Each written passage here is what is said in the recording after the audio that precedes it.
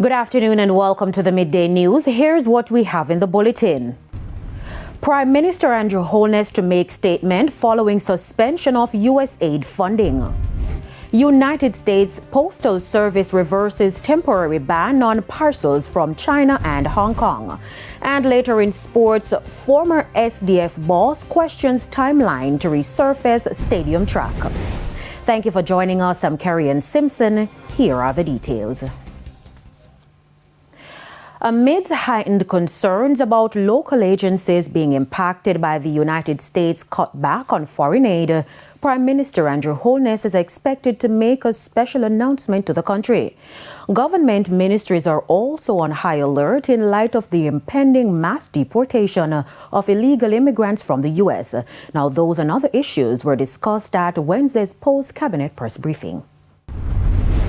Thank you. So the post-cabinet press briefing ended a few minutes ago here at Jamaica House, and there are several issues which came out of this morning's press briefing.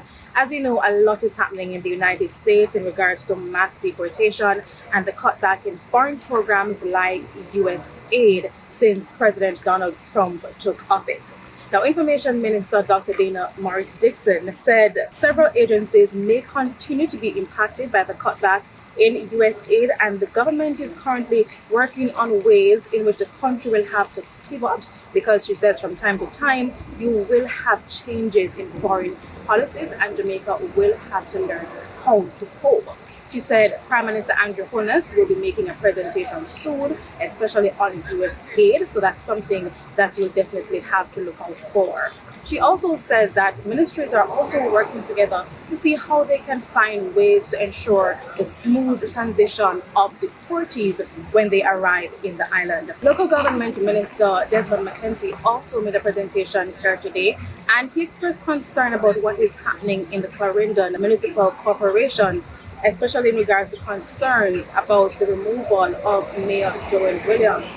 As many of you would know, since the by-election in the Town division, there have been concerns from the opposition that they now have the popular vote, and so Mayor Williams should be removed. But according to Mr. McKenzie, that is not what the law says. And finally, we had a presentation from Minister of Works, Robert Morgan, who spoke specifically about the Spark program. There have also been concerns in St. Catherine from councillors about some roads in their divisions not to be included in the Spark program, although they were asked earlier about roads which they would like to include. But according to Mr. Morgan, the roads were selected by the people and not politicians. In regards to the Troy Bridge now, Minister Morgan also indicated that the Troy Bridge is now 45% complete. So I will have more on all these stories this evening in Primetime News at 7. Reporting from Jamaica House, I'm Kalisha Williams for TVJ News. Thank you, Kalisha. Now on to other news. The St. Andrews South Police says one of the top members of the 440 Balcom Drive gang is now in its custody. Dino Sutherland, otherwise called Bertie, was accosted following an operation by the Specialized Operations Team. Commanding officer for the police division, Superintendent Damian Manderson, says Sutherland was wanted by the police for a number of criminal activities in the space. Being a nuisance in that community relative to the spate of murders and shootings and the gang activities affecting that space, especially throughout the month of January of this year. There was a joint operation led by Specialized Operations in the Kingston 10 here just yesterday around about 3 p.m. that led to his capture. He's currently in our safe custody, and our detectives are doing the necessaries to have him properly charged and be placed before the court. 6 other individuals were also apprehended by the police team. Now, according to Superintendent Manderson, the necessary checks are being made to verify what role they play in gang activities in the space. In the meantime, the police say Sutherland came to its attention late last year. He would have fallen out of grace with some of his own cronies in the Samarkand era and took up residence in 440 Drive, of course, being one of the key influencers and shooters for the Mark Harrison-led 440 gang. And so since then we have been pursuing him, we have been tracking him, we have been doing our endeavor to remove him from the community because of what he brought to the table, which is nothing but chaos. We have launched several operations against him within that space. On one particular occasion, the team highlighted him fleeing from them, jumping fences, going through windows and all such. But we managed this time, of course, to get hold of him. After announcing on Tuesday that it would temporarily stop accepting parcels from China and Hong Kong, the United States Postal Service, UPS, has reversed its decision. Online Asian websites Shein and Temu have been a reliable source for many Jamaicans to get affordable clothing and other items. Tuesday's announcement of the ban was in line with the decision of the Trump administration to impose an additional 10% tariff on Chinese goods and ended a customs exception that allowed small value parcels to enter the U.S. without paying tax. Both Shein and Temu have a significant market share in the U.S. However, Shein relies more heavily on USPS for direct-to-customer shipping from China. Temu operates on a semi-consignment model and often ships bulk orders to the U.S. before fulfilling orders domestically. Now, Chinese Foreign Ministry spokesperson Lin Jian said China would take necessary measures to protect its companies and urged the U.S. to stop politicizing economic and trade issues and using them as a tool and to stop unreasonably suppressing Chinese companies. Amid an increase in violence against Chinese business operators across the island, there's a call for more to be done to protect them. That call comes from Chinese Ambassador to Jamaica, Clinton Chin. He argues that for more than 100 years, Chinese nationals have significantly contributed to Jamaica's economy. Mr. Chin highlighted their vulnerability and noted that they are often targeted by robbers. He wants the security force to ensure their safety. They're the ones with the goods. They're the most in the supermarket business. Security forces should pay more attention to the commercial districts. In the meantime, he is appealing to Chinese business operators to play their part to protect themselves. They should put up more cameras so that at 24/7, everyone that goes in and out of the premises, they are photographed and the police can track these people down that way. Cameras is the answer. The National Water Commission, NWC, is seeking to add further clarity on its service coverage and responsibilities, especially regarding sewer-related concerns, following reports and criticism in relation to Waltham Park Road in St. Andrew. O'Shane Masters reports. On Monday, several taxi operators and residents staged a protest over the poor state of the roadway in the vicinity of East and Diagala roads and the overflow of sewage. Opposition spokesperson on water Ian Hales added his voice yesterday and accused the NWC of abdicating its responsibility. However, the utility company has explained that it does not operate a sewage network in the Waltham Park area. The NWC says it is responsible to collect, transport, and treat sewage in those areas of the country in which it operates a central sewage system. The company says currently, while it provides potable water services to 99% of the corporate area, it only provides sewage services to approximately 35% of the corporate area and has less than 25% island-wide sewage coverage.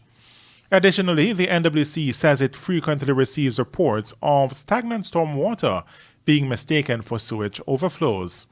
The company has urged the public to carefully assess such situations before attributing responsibility to it, as storm water accumulation often results from drainage issues unrelated to the Commission's operations.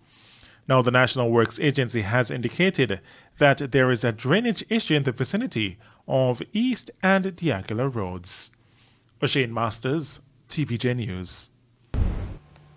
The government will start the distribution of water tanks in the coming days. The rollout will coincide with the start of the annual dry season this month. A total of 10,000 tanks will be distributed to residents under Phase 1. Details in this report.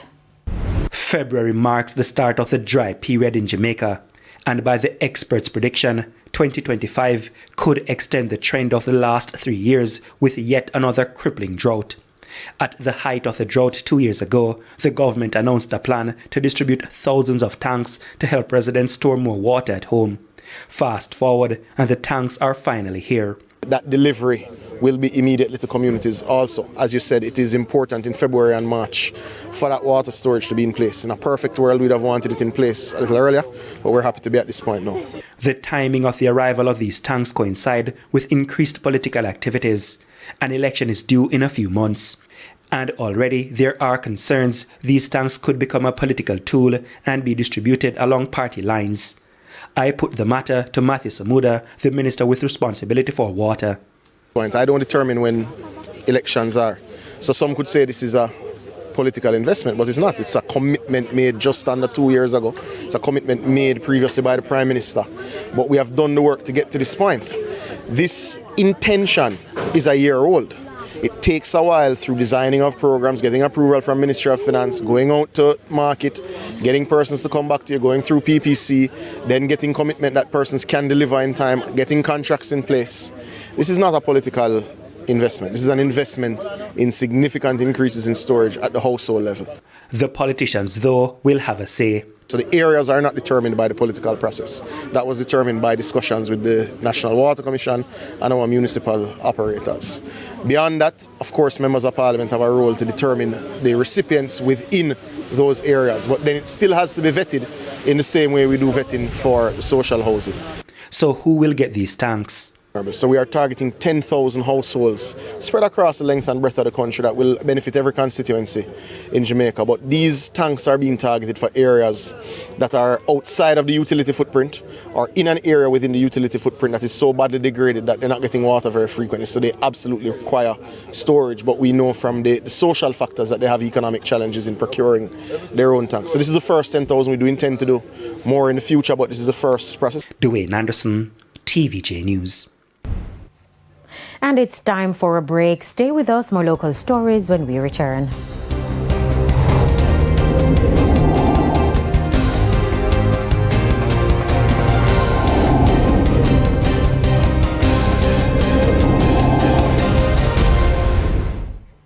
Welcome back. We're continuing the news.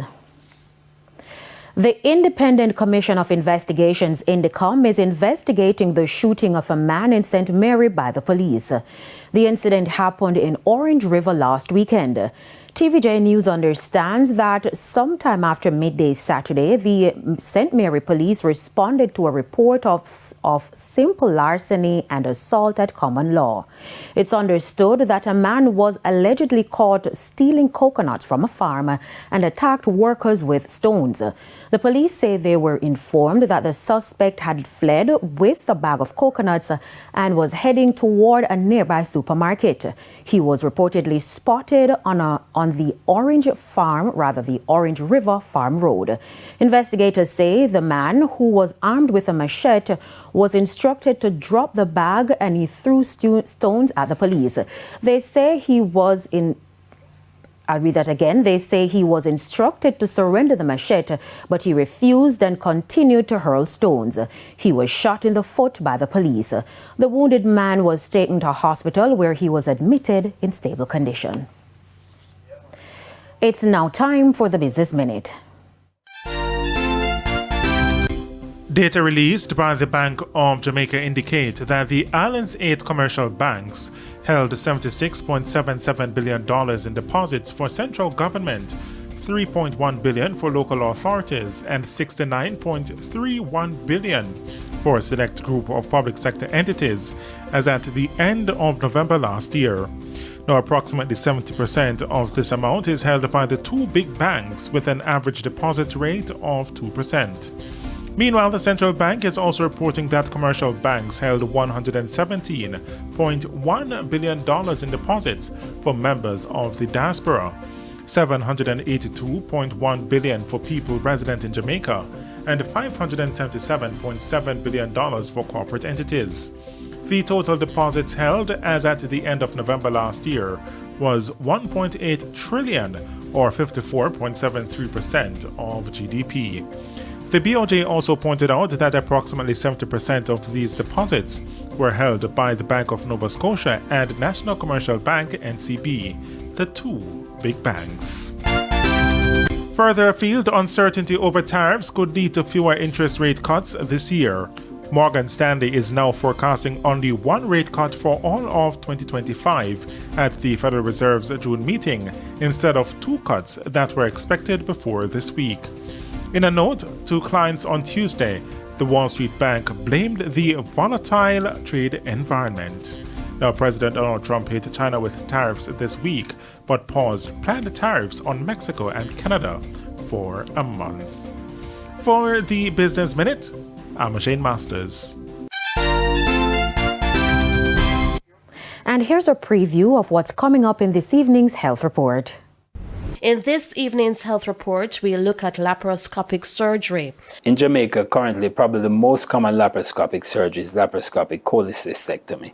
Running close second would probably be appendectomy. We also do laparoscopic bariatric surgery, sleeve gastrectomy, gastric bypass, laparoscopic colectomies, both right and left colectomies, laparoscopic hepatic resection, laparoscopic splenectomies are done, laparoscopic adrenalectomies. The gynecologist will be doing laparoscopic hysterectomies, laparoscopic oophorectomies. I know the urologists are doing laparoscopic nephrectomies. So we're doing laparoscopic hernia repair. So there is a broad spectrum of laparoscopic surgeries being practiced today. That's the health report in Primetime News at 7. And now for today's Healthy Living tip. Don't eat, drink, or smoke after midnight, the day before your procedure or surgery. Wear flat shoes on the day of the surgery. Wear loose-fitting clothing. And remove any nail polish before the procedure. Time now for the top regional and international stories. Bermudan health authorities say they are investigating a suspected case of measles. The country's Ministry of Health says public health measures are now being implemented. This includes the identification and notification of people who may have been exposed. On the international scene, Palestinians, Egypt, the UK, and other countries have condemned Donald Trump's plans for a U.S. takeover of the Gaza Strip. President Trump says he wants the U.S. to take a long-term ownership position and turn it into the Riviera of the Middle East. He's also proposing that Palestinians could be resettled away from Gaza to other areas.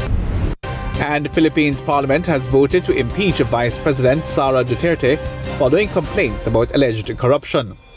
Duterte has been accused of misusing millions of dollars in public funds and threatening to have President Ferdinand Bongbong Marcos assassinated.